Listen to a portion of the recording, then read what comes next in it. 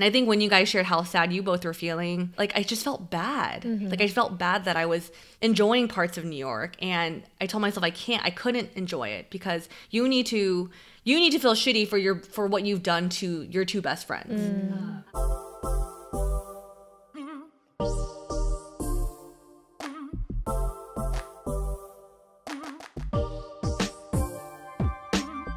Hi everyone, before we get into today's episode, we wanted to take a moment to thank you for listening and watching. Whether you are an OG listener or someone who just recently discovered us, you are the reason we make the show and are able to keep it going. If you want to get to know us even better and have a more premium experience, you can sign up to become an ABG Bestie, which is where you'll get our new audio episodes ad-free, early access and special discounts on merch, special shoutouts from us at the end of our show, and a chance to connect with us through our Dear ABG series, which is like our big sister advice column. Check out the description notes of this episode for more details on how to sign up. But if you don't mind the ads and still want to tune in, all our episodes will continue to be available on all platforms. We appreciate you all and thank you so much for the support.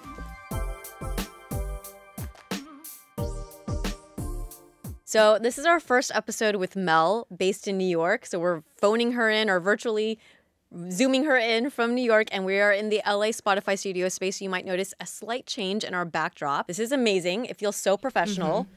The vibes are so strong. Talk show. I know. We feel like we're on a talk show right now. This is so legit. This is so cool. And you guys are matching too, so I just find it like you guys for sure have like a dress code going on. Yeah, we are twinning for sure. Yeah. And Mel, today you feel like it's like the first time you feel like it's like you're our guest on the show. How does it feel to be out in New York? Well, I actually, once you said that, I was like, oh my God, I feel like a special guest on your show. Coming to us all the way from New York. Oh, Janet's in the mood right now. Right. I think this is fantastic. I have two cameras in front of me, so my eyeline's going like this, but I think it's great. I feel like I'm in the room with you both. And so I feel like today's topic is actually really fitting for this setup too. Yes, yes. So today's topic is about long-distance friendships. Growing up and through our school years, our closest friends tend to be close to us in proximity and in relationship, whether it's someone that we had a class with or someone that lives in our neighborhood.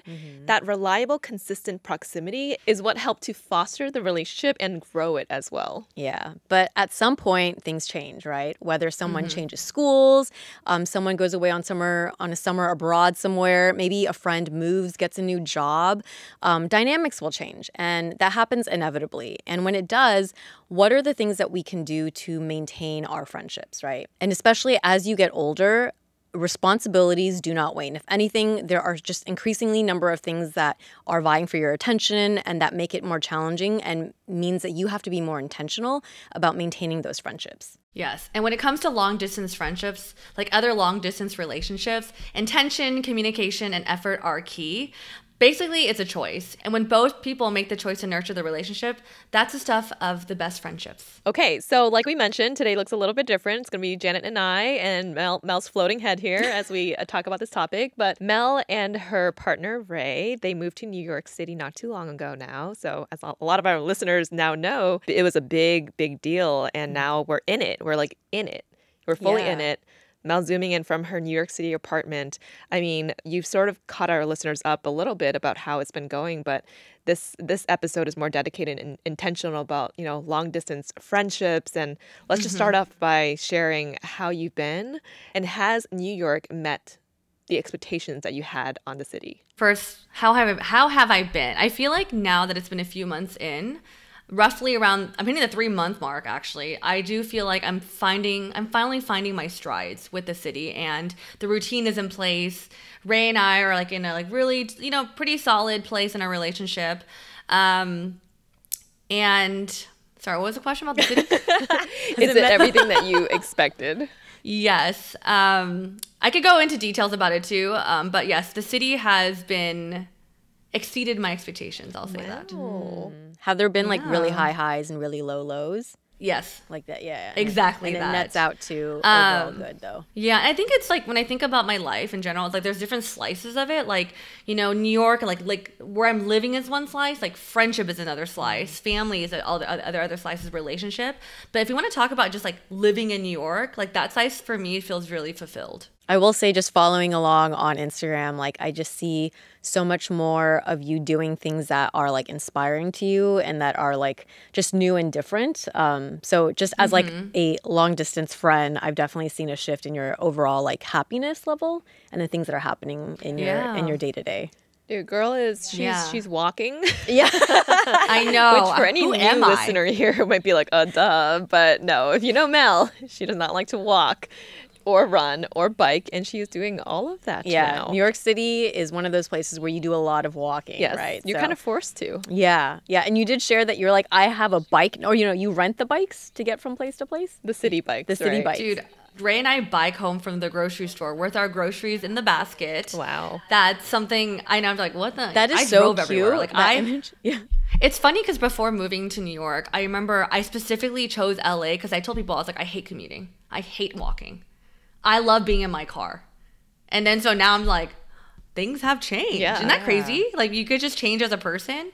But thanks for asking about how things have been. I know it's not just me part of this conversation. I feel like, it's been like 3 months since I officially moved to New York. And I feel like we kind of like mentally started preparing for it and logistically maybe the tail end of last year. And I will say it felt kind of rushed. I'm just curious to hear, I mean, obviously I talked to you guys on the side, but how have things been since I left for the both of you? Ooh, good question. I'm going to let Jay start. Well, I'm going to say, first of all, like, I know we had been preparing for this for a long time, right? Between, I think, socially within our friend group and then, like, logistically for ABG. But you never really know how things are going to feel, especially for me, until something happens. I think it's easy to just be in, like, the cognitive, like, planning and making this, is this going to work? How are we going to make this work? And, like, I know you're going to be gone, but I don't know how that's going to feel, right? Now that it's been 3 months, there's definitely been enough time and enough like of our intimate LA crew hangouts where it's like 5 of us that usually would go to Helen's place and we would gather over the kitchen table and just have like late night talks. And now there's like an empty seat at that table, and that feels kind of sad. But I feel like because of all the planning that we did and how frequently we still see you for ABG things, I don't feel yet quite like a big super big shift. I think it's like in those like small moments at the table maybe, right? Or like the idea of like once you left, maybe the first week or two was a bit of an adjustment. But overall, like, because you came back for a recording session already, and then we went to, like, Eric, our friend Eric hosted, like, a dumpling night. And I just remember sitting around that kitchen table with you and, like, talking with everyone. And I was like, oh, it feels the same. Like, I think having some of those moments where you're there and it's the same, it reassures me that, like, the bond and the aspects of our relationship are still there, even if the distance is different. Yeah. I don't know. How have you felt? Yeah. I feel, I think this is a tough one for me. Yeah. And I think Mel knows this too. It was really difficult for me. It was really, really difficult. And like, don't get me wrong. Like when Mel had mentioned that she wanted to move to New York, I was so like 110% supportive and excited. And there was no hesitation. Yeah. I was thinking to myself, like, you've always wanted to move to New York. So this is the time to do it. The fact that you are in a relationship, you want to settle down, soonish. And you've always wanted to also experience a new city. I'm like, this is the time to do it before it gets more and more difficult, the more responsibility you have for other people in your life. So I was so supportive. And I think kind of to what you were saying, Jay, it's like we're in that supportive friend mode. And it isn't until the friend actually moves, or when Mel moved, that's when I felt like there was this emotional vacuum that just left my body. Like it felt like a void. And I had felt guilty for feeling that way too, because I'm like, oh, Helen, you should just be a supportive friend and be happy. But I think the reason I had felt so much heaviness is because, Mel, I like care about you so much and I love you so much, and you are like built-in family now. And oh my gosh, we're like getting really emotional really fast in this new space. It's weird. It's safe. It's safe. It's yes. safe. But I think it was just it hit me because the whole time I was being supportive friend mode, I wasn't thinking about, well, how's Helen actually going to feel once this happens? And when it hit me, it was an emotion that I didn't expect, but that hit me just really hard. So I would just say that it was really difficult. And I think that when friends move in their 30s, I do think that that's a little bit different from in your 20s. Yeah. Because in your 20s, everyone is moving to find a new job, maybe moving for like school. And so everyone's always moving, and that's sort of the expectation. But I think when you're in your 30s, you sort of have this like foundation around you and a support network that you hope never changes. And I know that's like being overly optimistic, but it is just it hurts way more when a friend moves to another city in your 30s. We feel like you've already started establishing roots, right? And I think especially for you, Helen and Phil, like you guys have started a family, so your roots are even more, you are very further in that stage of life where it's like, this is my everlasting community, right? I think that's what it is. And to be honest, I think if it was anyone that's not like best friend level, like, you know, the two of you, like I would just be happy for the other person and not feel this way. But I think it's because I care about you guys so much that I just didn't expect that feeling. And then when it hit me, it just hit hard.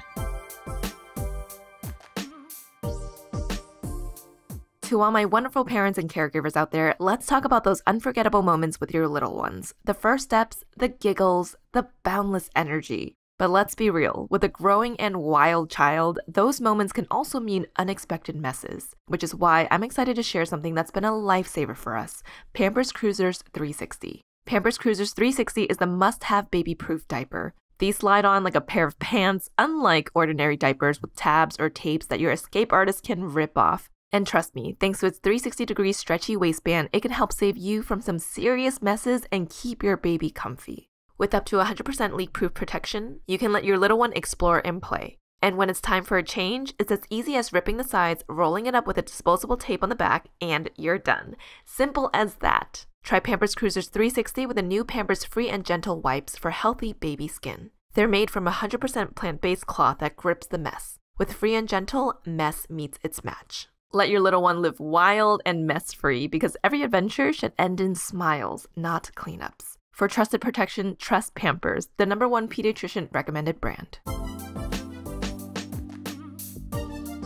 No, thanks for sharing, Helen. I remember when we had talks one-on-one that it's hard. It's so hard. And I feel like, so after we had our conversations about like, why was it so, because you guys both shared with me, I think the week we moved in, we had an ABG meeting and you guys both said to me like how sad you were feeling.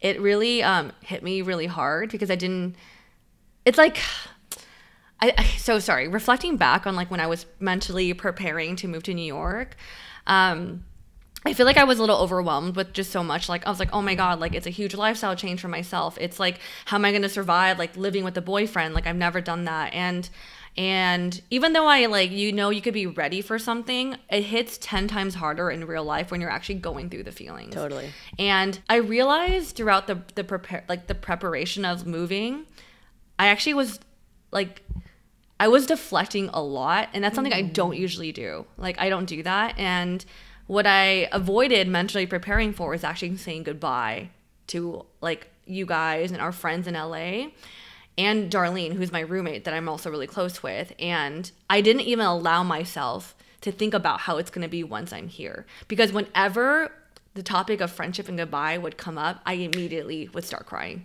And Ray has caught me in moments. He was like, what's wrong? I was like, we'll come back from a dinner. I was just like, and I get really emotional. And I'm just like, I can't, like, this is me constantly and I'm preparing for a cross-country move, I'm like literally fucked. Because then I just can't be like, I won't be prepared. I think the first few weeks when I heard how sad you guys were, it really affected me. And I think that like, it's kind of like, it's weird because like on Helen's end, she's like, you didn't want to feel bad. Like one of your best friends moving away, you're like, I feel excited for you and I get it. But you're like, I also feel like guilty that I'm like, you feel bad for your feelings.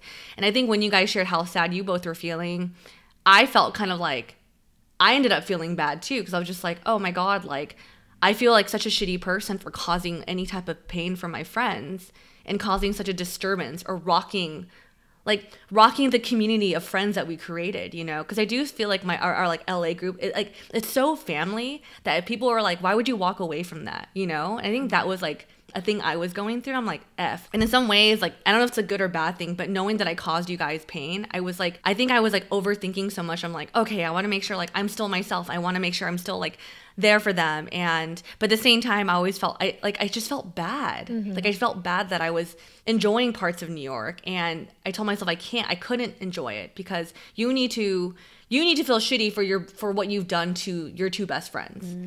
But I think now it's been a few months, I feel differently because I know like we had talks one-on-one. Yeah. And I don't feel that way. Yeah. And also I think in the end what I feel, and we're going to go into details, but what I ultimately feel is that I'm going to grow old with you both. Like I do feel like a marriage in a weird way. Like I'm going to grow old with you both. And that I know this is like a tough change, and this is like in a sense like a test of our friendship. But if I'm going to have you guys for forever, it's okay for this moment that it's a little bit of separation. Yeah. And I think the root of a lot of what we're saying is that we really cared for each other and care about each other. And that's why that level of like sadness or guilt or, not even enjoying yourself in New York, like the root of it is because we are really careful with each other's feelings and considerate and wanting each other to be in their happiest phases while pushing away our own needs. And that's how I guess we show up for each other. One thing that I do want to say is that for anyone out there who is thinking about making a big move and knowing that it's going to impact your friendship in some way, I would say that the way that we had sort of set it up here, like when it was brought up that you were going to move to New York, is that nothing's going to change. Is that nothing's going to change. And I know. Being a hella gullible person and perhaps just like overly optimistic about like things, I so believe that. And then when it didn't feel that way is when I think the disappointment or the sadness really kicked in. I think when you are moving to a new city, things are going to change, right? Like don't tell yourself that nothing's going to change. Your relationships are going to stay the same. They can stay the same, but how you show up, you have to readjust your expectations of that friendship. And it helps to kind of like talk about it ahead of time with that friend of like, how are things going to change and how are we going to make this work? It's like, I care about you. I want to make sure that we are still fortifying our relationship, but it's going to look different. Like, how is it going to look different? And I think that, as just maybe a tip for anyone out there who is thinking about making a big move and wanting to stay close to your friends, like that conversation, I think would have been really helpful.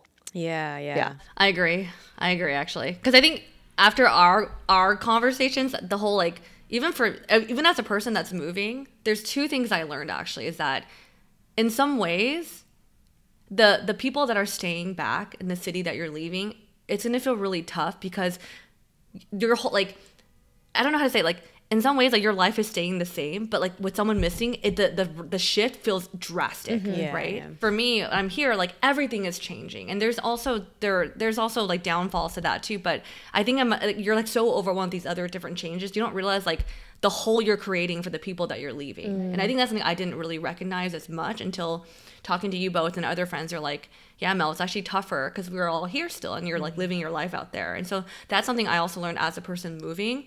And to also add on to Helen's point, because I definitely added to like, nothing's gonna change dialogue. Bish. Again.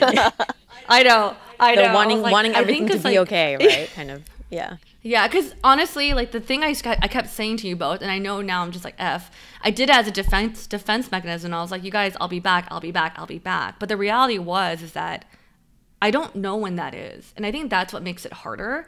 And I think it's kind of like, I know you're, like, for me, I said it to protect myself and to protect our dynamic, but at the same time, like, it makes that, like, cut even harder. So I think it's just, like, if there's a way to address it, like Helen said early on, it might make the cut a little bit not as harsh. Like a dull butter knife. Dull butter knife. Instead of, like, a sharp steak knife, but serrated steak knife. Non-sharpened, but, like, I think, obviously, like, it's like, sorry, we're just going on for this, but, like, it's just really interesting how, like, navigating these changes in your 30s, like, because I think in the 20s, because in my head I used to tell myself, oh, I have long distance friends in my 20s, but it's just very different when the roots are, like, firmly planted, you know? Yeah.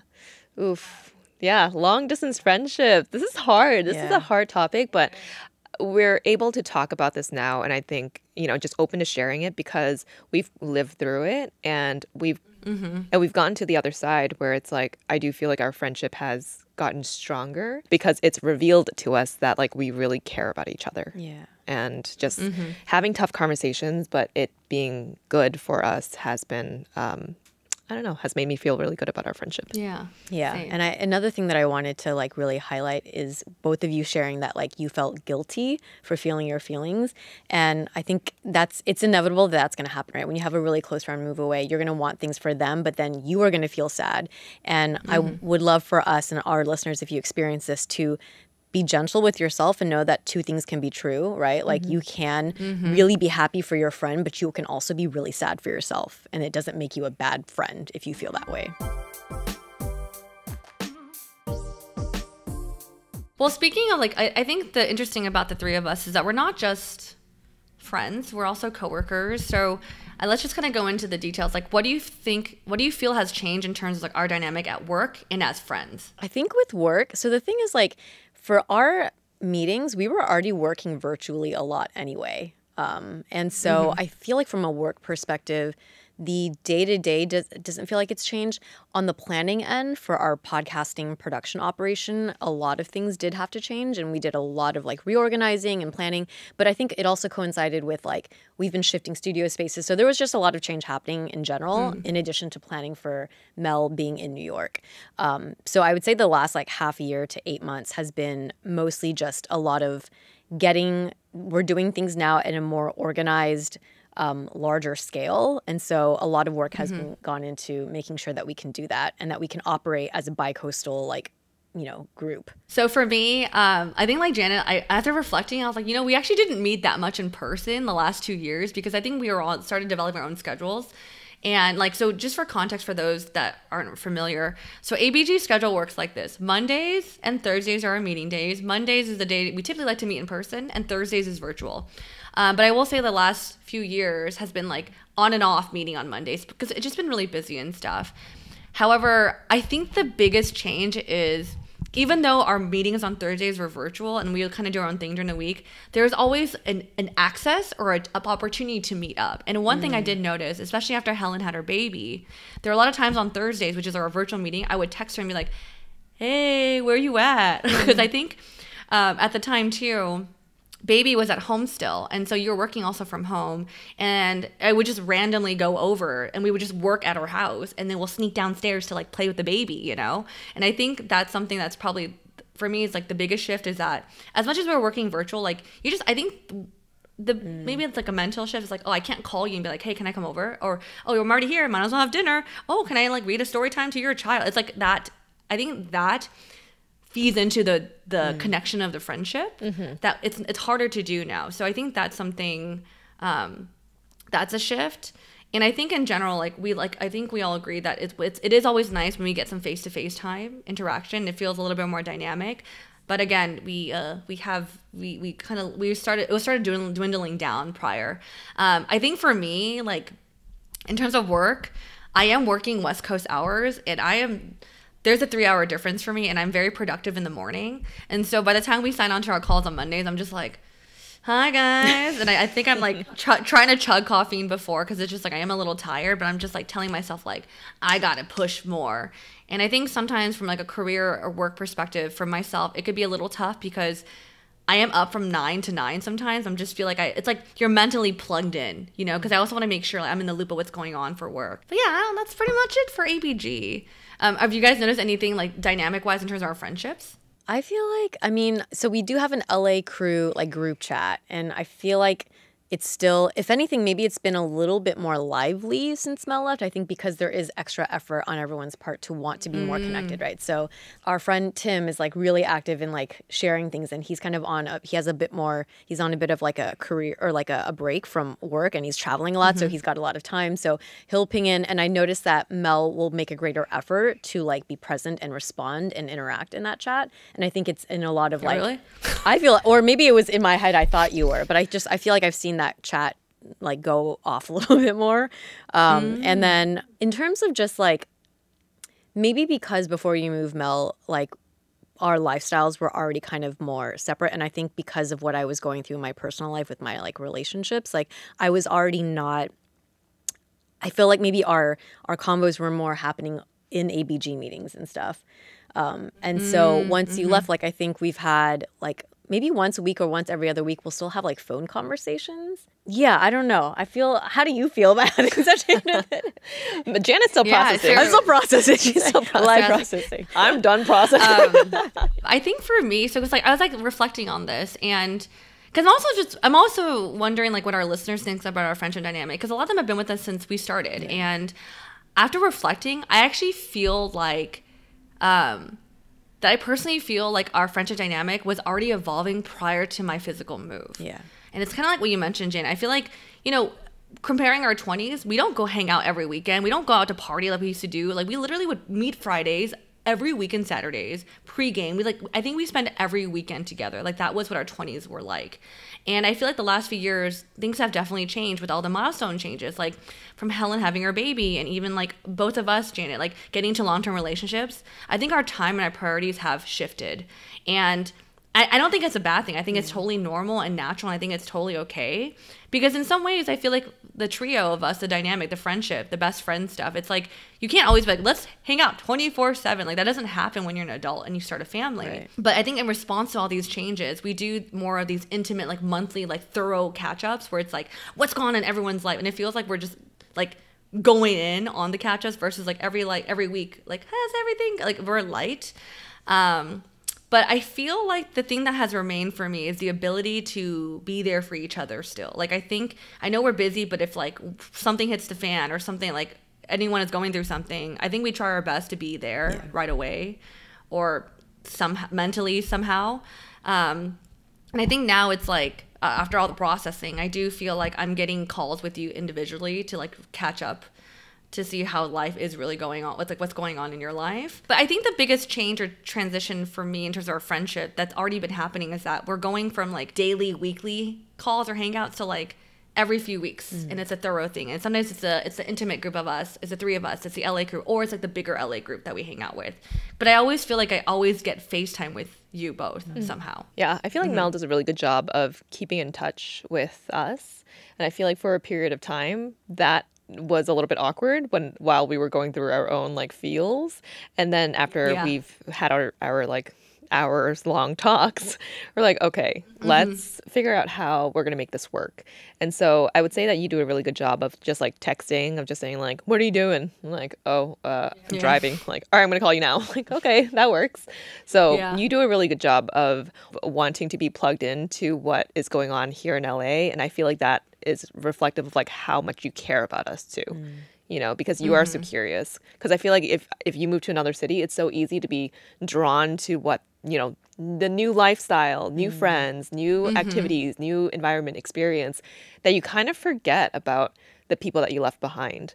But I think you do a really good job of staying in touch with us. I appreciate that. The thing is, I realized too, because I love our friend group so much, that I actually don't feel like, I don't think I'm trying as hard in New York. But it's because I feel very satisfied. Like, I feel very, like, in the friendship level, I feel very, like, I'm good. Yeah. Like, no offense. # no new friends sometimes, I guess, what is it in New York that you are seeking then? If it's not relationships, is it more so city experience, food, culture? Yeah. It's funny because, like, I think before coming, I did want to, like, build a community. And part of me still does. But I think the priority has definitely shifted, because I know I keep saying this, and this is going back to the deflecting, but I truly think I'm going to end up back in LA. So I'm just like, I already have my family, like my group, my chosen family, that I'm like, I don't think I see myself getting a point to a relationship as deep as I have with you both and our other friends in LA. But now in New York, what I actually feel is like the focus is just like kind of on me. Like, am I liking my life? Am I enjoying this active lifestyle I'm adapting to? Like, am I day to day, am I out when I'm walking, am I happy? And the answer is yes. I'm like, good.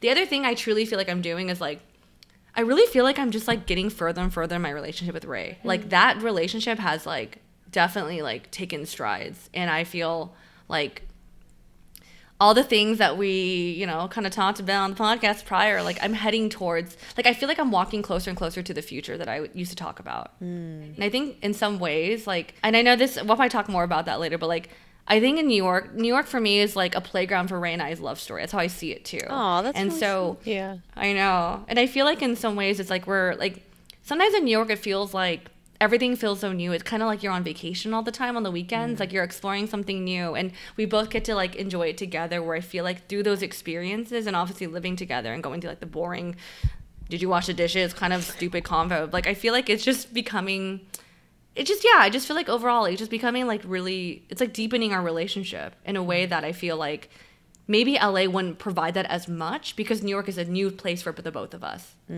Yeah, that's true. It creates like a testing ground for you to have to experience challenges. And when you experience challenges with someone, it does deepen your like connection with them. Yeah. And I will say, like, as like an observer and a friend, I feel like you went out to New York to seek greater inspiration. And like I know you had shared also on the podcast, like the last year you were just feeling like very kind of internally dissatisfied and uninspired. And I feel like you've definitely gotten that light back from just like shifting up your environment, having things that are being stimulated by different environments and different challenges, that like even if it's like separate from relationships with other people, it's like the relationship you have with yourself feels like it's stronger. Yeah. Oh, thanks for noticing. I appreciate that. So we've already shared that we've had some of these like tougher conversations in readjusting our expectations and how we manage our friendship. I guess in some of these conversations and in future when you have like hard things to talk about, how do you think we will adjust to that now that it's not always going to happen in real life? I think that is still something we're working through, you know? I do feel like, at least personally for myself, if there is any conflict or when I did feel the certain way that I felt when Mel, you had first moved to New York, I kind of held it in and waited for the next time we would meet up again. Because there is something so different about having like a 30-minute Zoom chat versus like an intentional 4-hour dinner where I get childcare and I'm like, I'm not going to be home until much later. And just knowing that I'm going to be spending that time to like talk and like figure things out and hash things out. So I think that's where it's been a little bit difficult, because it feels like a lot of the things that the bigger conversations that we want to have, we're waiting for it to be in person. And you kind of have like a date on the calendar, but then you're kind of just doing the waiting game up until then. So that's been sort of difficult or weird to navigate. I think I agree. We're still adjusting. But I think for me, I feel like tough conversations can still be done via phone calls, like phone calls versus Zoom. Maybe because in the past I've done it before, even with my mom, it was like a phone call versus like in person, maybe because I avoid talking to her in person about this stuff. But I think intentional phone calls can still solve it. But I do notice though that I always wait for the next in person to just do a double check in, like, hey, you okay? Like, just to make sure. Like, I think even the phone call works, and I think a lot can be done. You won't feel closure until you kind of lightly talk about it in person or like address it in person, because you get a hug and you get more of like the reassurance. Yes, you need the closure. I think it's the closure, and I agree with you, Helen. Like, I think for the bigger things, I feel like it's nicer in person. Yeah, you know. Yeah. I think personally, I feel like having hard conversations over the phone can actually be easier for me, as long as you always have to have the in-person face-to-face to like close it off, right? But sometimes it can be more challenging to talk about hard things face-to-face with someone, because there's like so much, it just feels more intense and more intimate. And so I feel like sometimes if I have hard things to say over the phone, it almost happens more easily. Definitely not, I mean, I think phone over Zoom for sure. I feel like Zoom is the one that feels the most like clinical and like professional, because then you also get some feedback, but there might be a delay, and it's like not the most like not the best like medium for like intimate conversations, like one-on-one. Well, Mel, you sort of talked about this transition and how it's been good for you and Ray. Are there certain moments that you've experienced in New York where it's proven that this was a good decision for you? Yes. I think like the things I mentioned, like I'm much happier here, like in terms of my relationship with myself. I think with Ray, besides like the deepening part, I do feel like, I think by living together, we just feel much closer, and my comfort level with him is one I've never felt before with a significant other. And it's like, I feel like we hit this point in our relationship by living together that's like, there's this combination of like understanding each other and still learning about each other, being able to really like joke and laugh with just one another. Because I think it's just like, it's nice to feel like, oh, because I think I was like, he could probably hear me right now, but I think before when we started dating, I was like, do I think he's funny? Like, is that something I used to question? But I think we got to the point with our relationship where like we're finding our own humor with our like with each other, and that's been really, really nice. And I think like two other things that I feel is that now when he's coming back from work or we're outside, like we're in a dinner, when we both say like, oh, do you want to go home or let's go home, that the home is actually the same place for us. And I think that's just like such a like meaningful thing. It's like, oh, home, like our home. And I think all in all, I feel like it's this feeling as if I could see myself doing this life with him for a very long time, you know? And I feel more and more as we progress, it's like I do feel like we're moving closer to the next relationship milestone. Like that's preparing me for that. And I do feel confident that I actually am moving in that direction. Wow. And I think that was a really big part of your move too, you know, like you moving out of your you've always had a roommate that was a friend. You've never sort of like lived either by yourself or with a significant other. And so this was a huge test. A huge test. And for you to be feeling this way 3 months in, I think says a lot too. Yeah, because it's the most difficult time. This is the most the initial difficult. transition, right? For sure. Yeah. And to feel, obviously it's not like perfect. There are things that happen that, you know, it's an annoyance, but the more you continue to choose each other and say, okay, well, I'm just gonna have to work with that, the stronger your relationship becomes. Yeah. And I see that happening for you and Ray. Yeah. Wow. Crazy. Next year's gonna be interesting.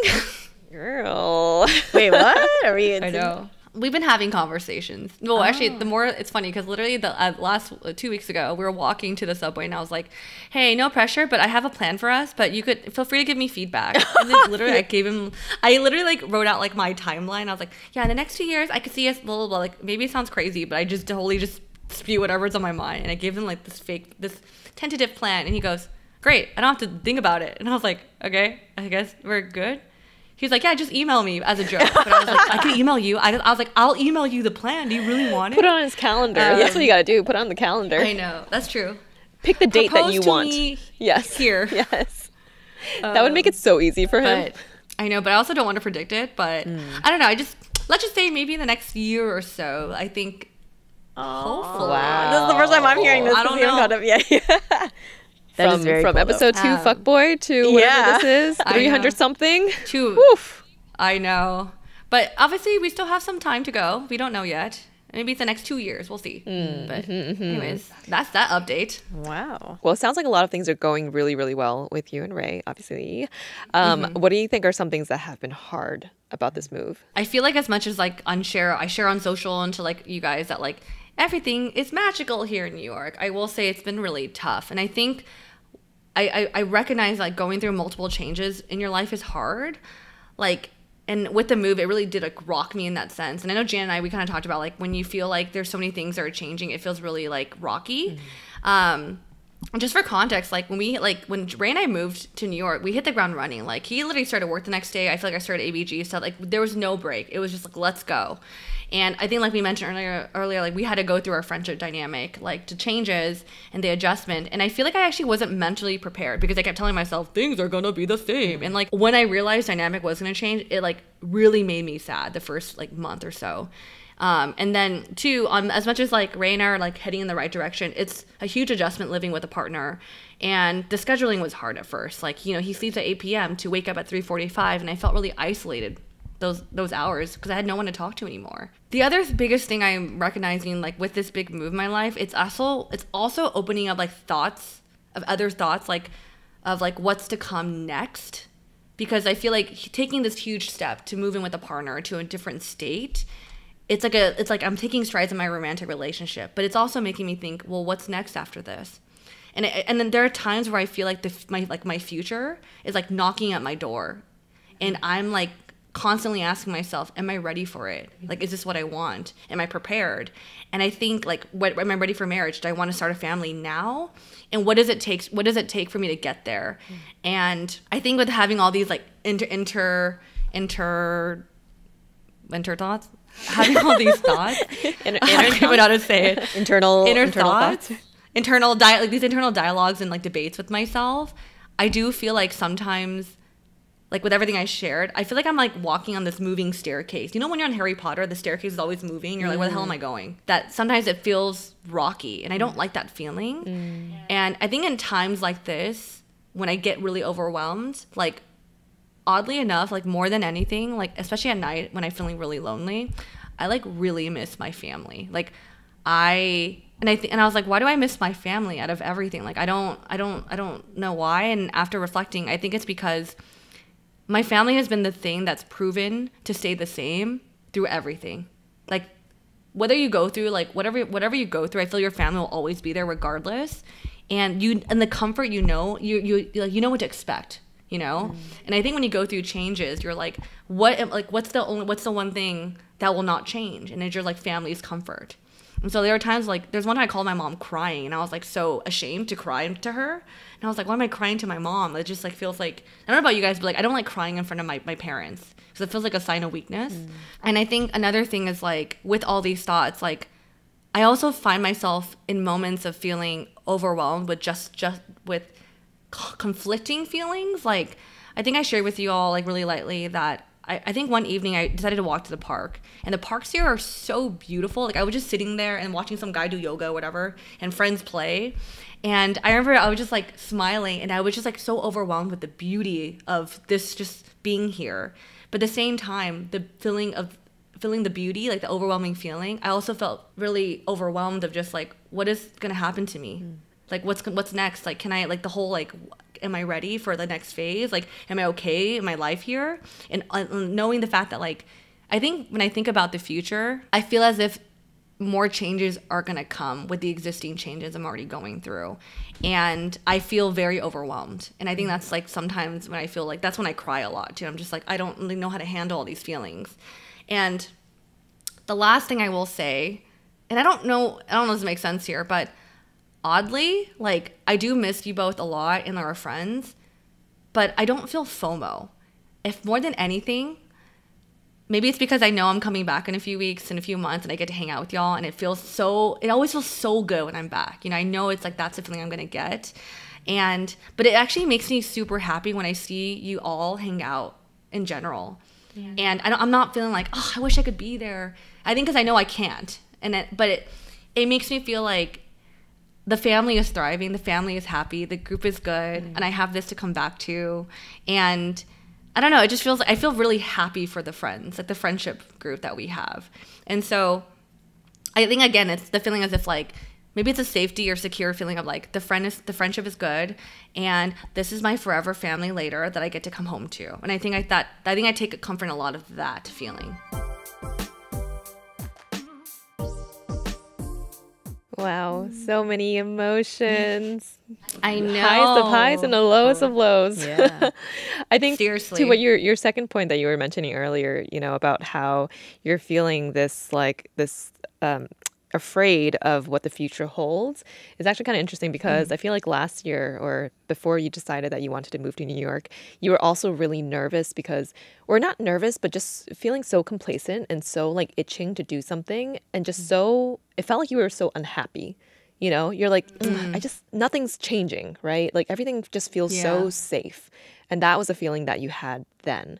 And it's like now that things are in motion, it's scary because you're back in sort of this like gray zone. And we've talked about the gray zone on past podcast episodes about how when you're in this moment of transition, it is so tough because you know you're going somewhere, but it's like, oh, where is it? Where's the destination? Yeah. It's scary, right? But it's also exciting because I feel like what you're doing right now is you're perhaps, and I heard this recently on a podcast, it's like you're mourning the fact that you're saying goodbye to a past you, but how exciting is it that you're going to say hello to a future you very soon, you know? And perhaps if you reframe or reshift to think that way, that could feel more exciting than scary or nervous when you're in this like transition gray zone, but you're like totally in it right now.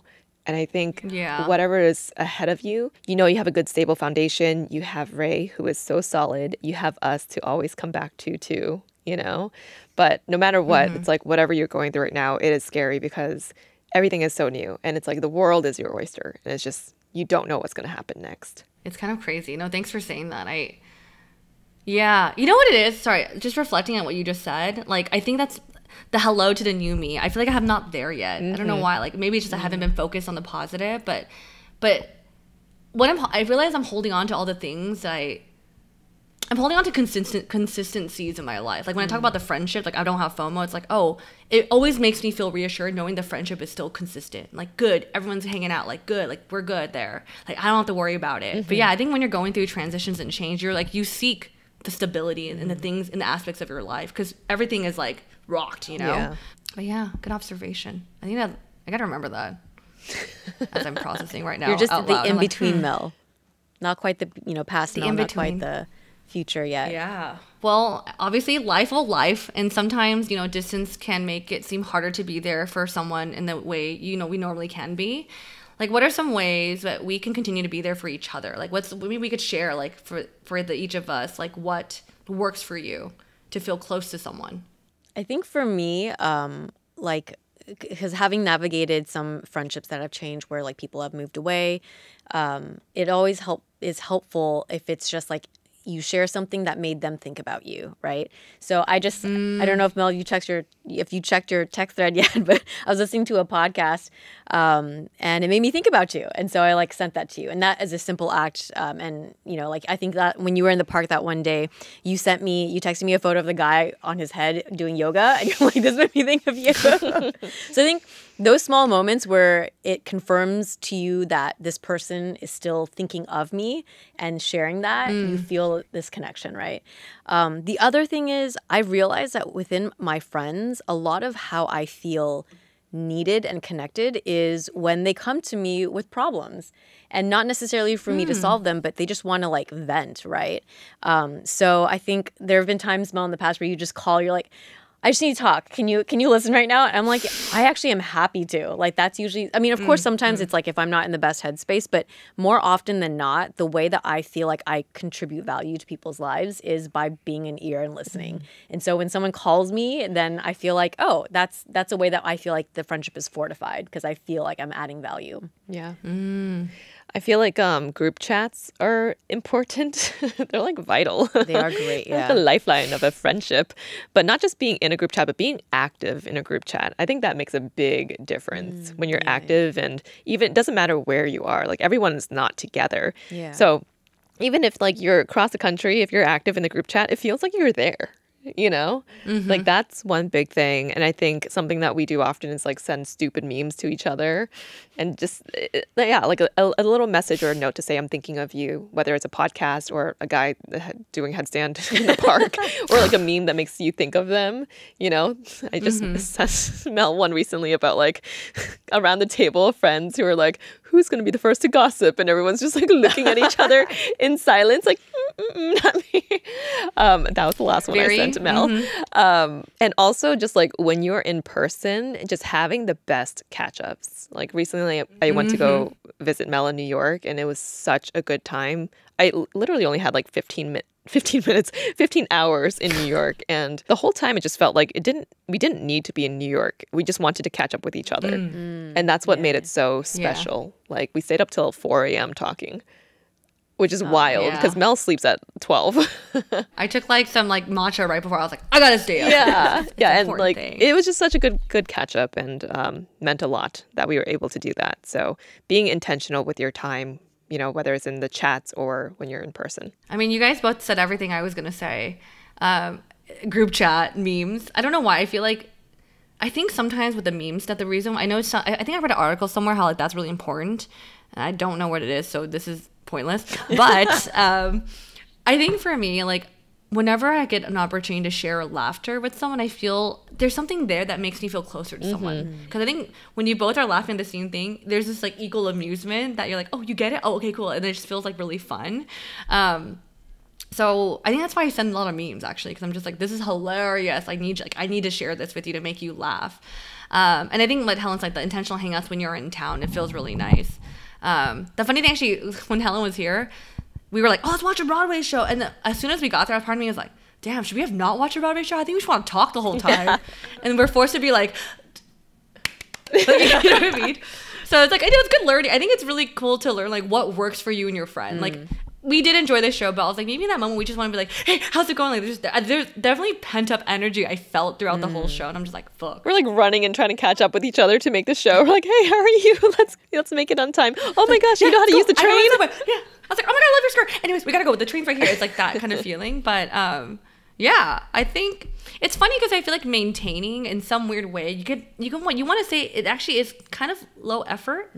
You know, like sending a text here and there, participating in a group chat, sending a meme. It's just like, I think these little acts could mean so much to a friendship.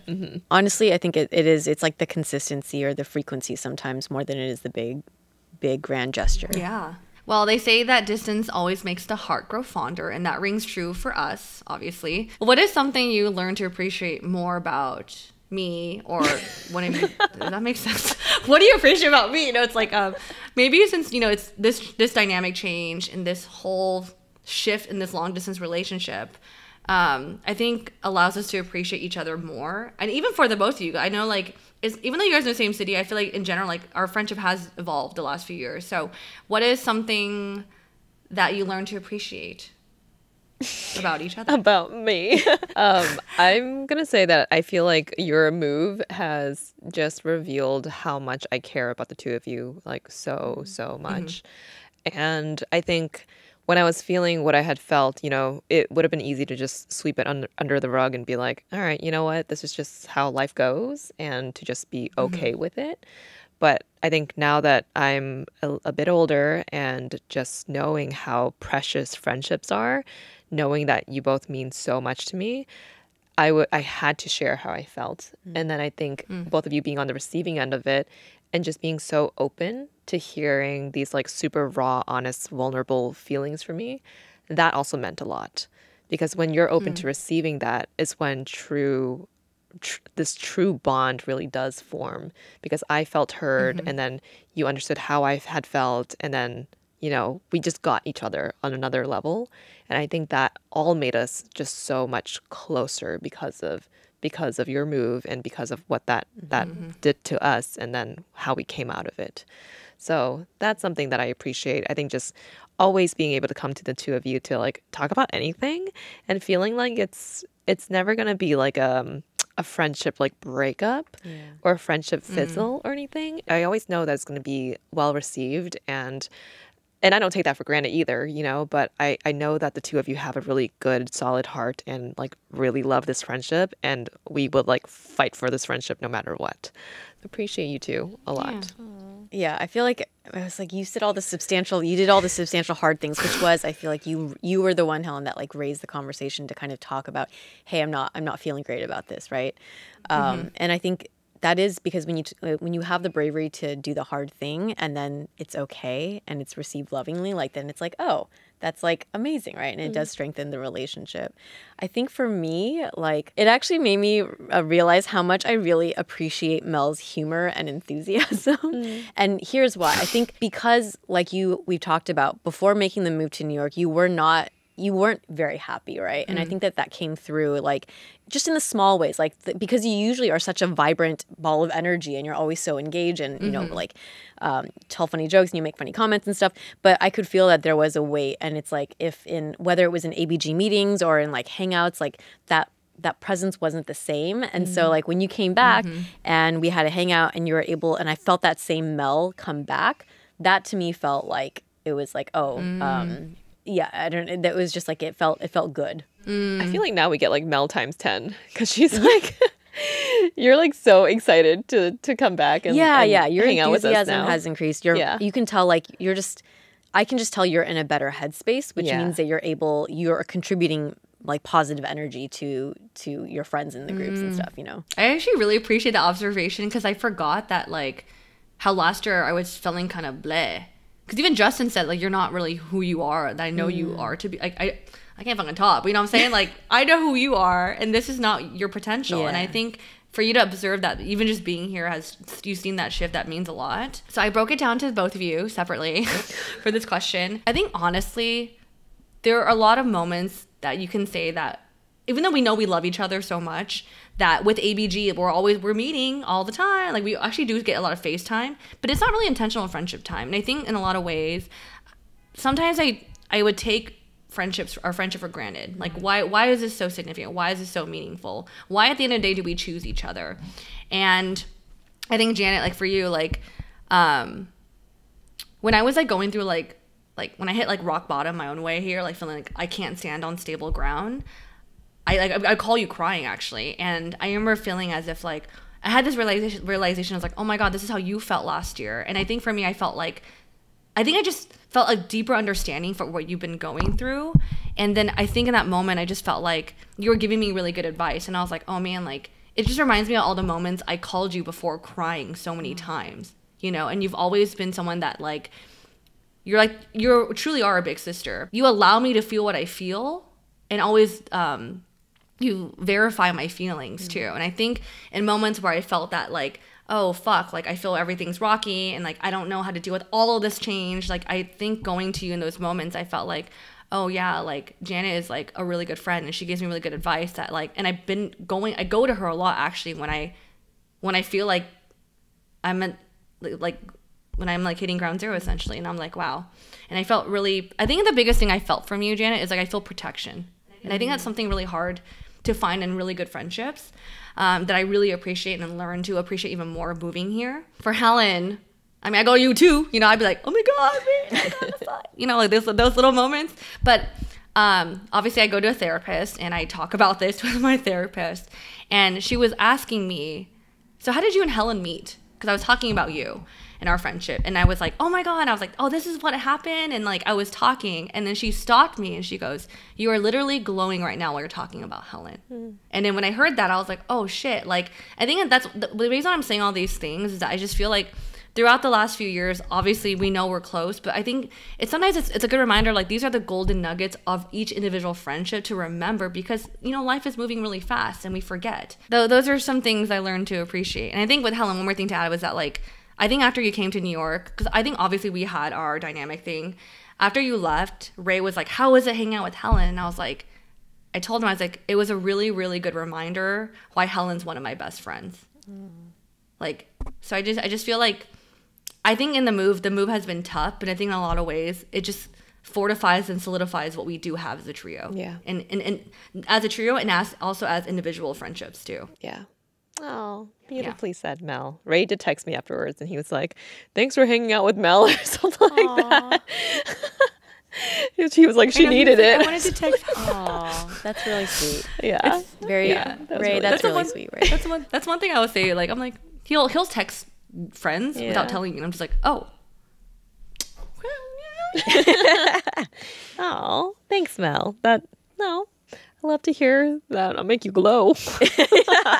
Before it's from the alcohol, now it's just for not. Yeah. Mel, we love seeing you in your New York era. It has been amazing to see you go through the different changes, and for us as a trio and one-on-one, how we're adjusting. This was a great episode where we talked about long-distance friendships, how to maintain those friendships. If you have experienced something like this with a friend and you have tips, leave them in the comments, because we are still only 3 months in. We're still looking for ways to readjust and to figure out how to maintain and really, fortify our relationships. And if you have a long-distance friend, why don't you tag them in the comments? I would love to see some like reconnections going on down there. But otherwise, with that, we will catch you all on the next episode. Bye. Bye. Bye, Mel's floating head. Bye. Hello. Just get myself in the camera. Before we wrap today's episode, we want to take a moment to remind you that you can now become an ABG bestie. It's a way to further support us and also be able to interact with us on a deeper level with some extra content. And we do have a shout out for one of our ABG besties, Mallory Labs. She is someone that we're actually quite familiar with. She's attended our ABG brunch. She comments on all our things. She's just really engaged. So thank you so much, Mallory. Thank you, Mallory. Hi.